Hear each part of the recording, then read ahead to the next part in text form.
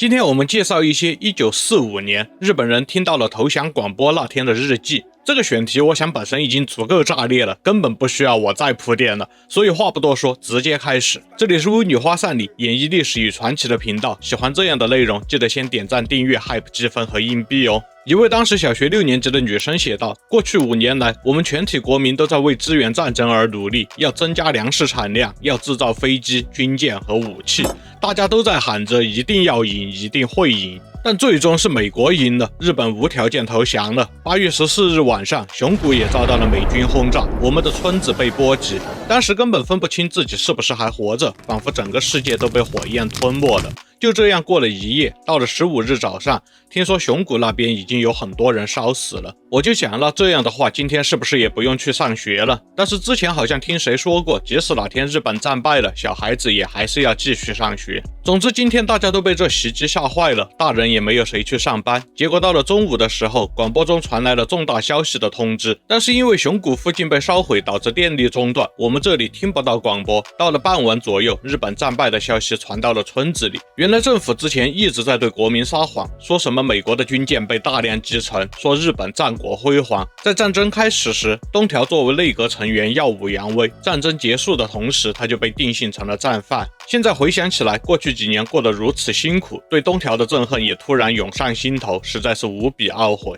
另一位14岁的初中生则写道，大约下午1点左右，山本君气喘吁吁地跑过来说，日本好像无条件投降了。我顿时大吃一惊，话都说不出来了。冷静下来之后，向他询问详细。他说1点时从广播那里听到的，说是天皇陛下亲自发布的诏书。我当时以为这是敌人从冲绳向日本人发出的 fake news， 但是我进城之后发现街头巷尾所有的人都在谈论此事，我怎么都不相信会发生这么荒唐的事情。我们还有很多战斗力啊，更何况为什么是天皇陛下亲自发投降诏书？这种事怎么可能发生？回到家后，邻居们也在议论纷纷，大家都显得非常愤怒。山本君的母亲一边哭一边说，至少给我撑到为那个孩子报仇之后啊，场面令人动容。街上的行人一个个面色铁青，愤愤不平，广播根本听不清楚，好像说陆军大臣制裁了。在这大和民族生死存亡之际，天皇为了挽救国家才亲自颁布了诏书。然而我们的愿望是哪怕只剩最后一个人，也要战斗到最后，即使大和民族因此灭亡，那也比可耻的投降要好得多。明明我们还有那么多兵力和武器啊，我们希望被全世界记住，日本人是战斗到了最后一人才战败。要是早知道是这样的结果，当初就该把所有的武器都改造成特工兵器，全部用来歼灭仇敌。而如今这些飞机潜艇竟也成了无用的摆设，特工队的成员想必对此也感到无比懊悔吧。尤其是今天看到日军飞机好像特别繁忙，在天空中飞来飞去，更是让人不甘。明明我们还有这么多飞机，怎么就不能继续战斗了？说真的，我的悔恨已经无法用笔触来表达啊！这位真的是军国主义入心入魂入脑了。那普通人大概就是这2种风格，而且他们2个都是小孩子嘛，估计互相会认为对方立场是国贼吧。但是接下来还有2种有趣的风格更有意思，一个是日本帝国宣传口执笔人员的日记，还有海外日侨的战败日日记。我们接着介绍。先来看看这位日本文学报国会成员的日记。战败前一天的8月14日，他写道，今天我来到被称为角海岛的银座惠比寿啤酒馆，这里需要凭劳报部门在公示里发放的啤酒券才能喝酒。我好久没有喝啤酒了，感觉格外美味。今天客人不多，有些人喝完1杯之后把杯子放回出口，然后装作新来的客人从入口再领1杯。我也学着这样偷偷的多喝了几杯。我喝了3杯之后，文艺春秋社的泽村君也来了，他也这样偷偷的多喝。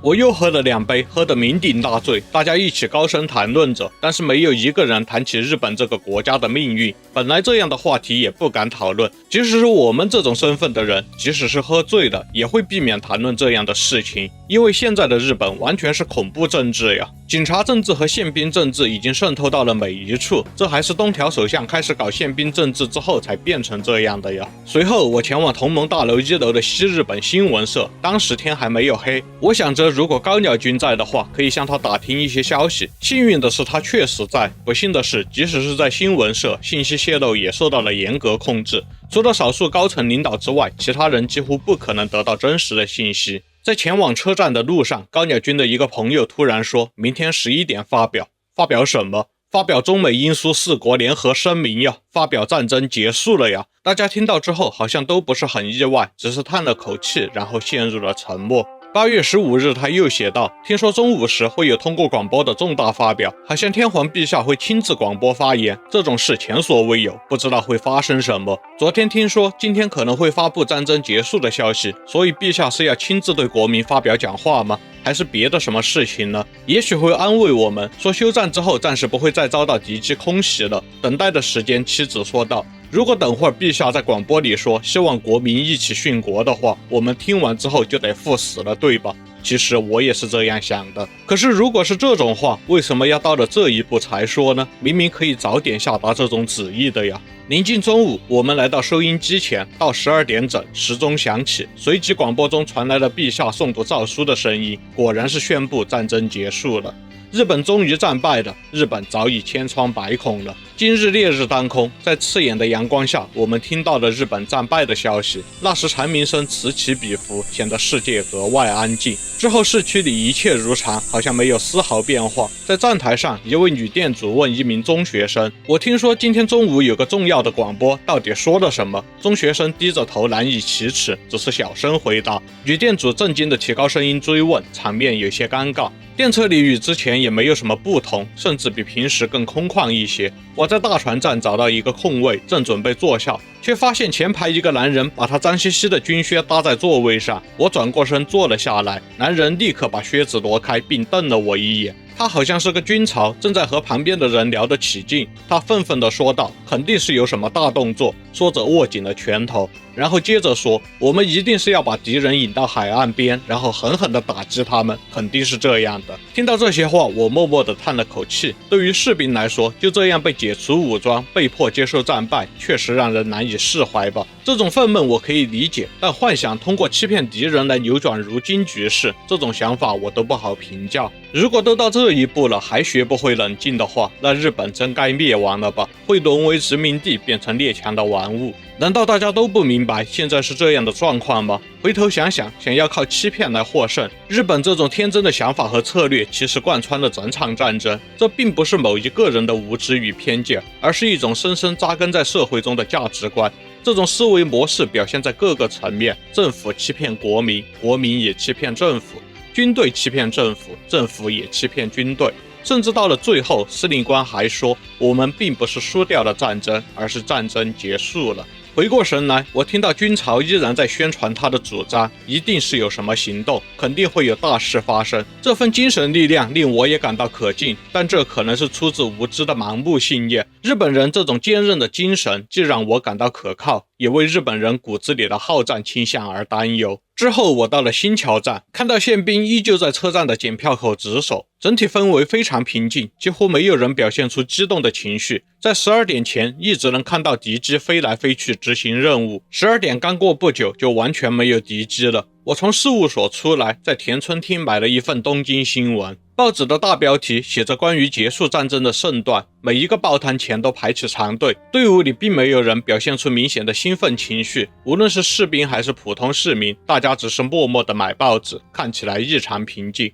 我发现一些军人显得十分落寞，这些平时让人厌恶的军人们，今天竟有些让人心疼。就是这样啊，该说不说，不愧是宣传口的。不管怎么样，这个文笔水平确实是很高。最后介绍的是一位暂时住在巴西的40多岁日本男性的战败日日记。这人1931年就到巴西常驻圣保罗了。8月16日他写道：我从广播中听到了日本战败的消息，我虽远离日本，但一直坚持战斗到最后一人的信念。即便听闻盟军已经向日本投下了数枚被称为原子弹的新型炸弹，也听说了俄罗斯的外交警告，但我真的做梦也未曾想过日本会投降。今天现实终究到来，看到部分同胞听到消息之后的狼狈样，我为他们感到遗憾。晚上10点过后，日本侨民组织的广播放送了来自东京的消息，大家这才恢复了些许生气。据说今天早上，美国已经通过瑞士驻华盛顿大使向日本提议进行执行层面的和平谈判，说是昨夜我军投降之后，英美联军派了200艘军舰到达东京湾。此外，铃木贯太郎首相辞职了，57岁的东九迷宫殿下受命组建新内阁。